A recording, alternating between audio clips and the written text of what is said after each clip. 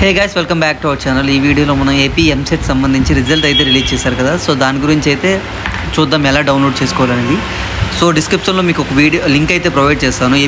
AP EAMCET official link అయితే ఆ link పైన క్లిక్ చేసినట్లయితే డైరెక్ట్గా నేను ఇప్పుడు చూపించే పేజ్కి అయితే రీడైరెక్ట్ అవుతారు. సో అక్కడి నుంచి మీరు ఆటోమేటిక్గా రిజల్ట్ అనేది మీరు డౌన్లోడ్ చేసుకోవచ్చు. మీ ర్యాంక్ కార్డ్ అనేది డౌన్లోడ్ చేసుకోవచ్చు. ఈ ర్యాంక్ కార్డ్ డౌన్లోడ్ చేసుకోవడానికి ఏమేమి అక్కడ ఆప్షన్స్ ఇచ్చారనే దాని గురించి అయితే ఈ వీడియోలో డిస్కస్ చేద్దాం. అలానే ఎవరైతే ప్రజెంట్ ఏపీ ఎంసెట్కి ఎగ్జామ్ రాసి రిజల్ట్ కోసం వెయిట్ చేస్తున్నారో వాళ్ళందరికీ కూడా good luck. So AP EAMCET దానికైతే వచ్చేస్తారు. ఏపీ సెట్ 2024కి అయితే వచ్చేస్తారు.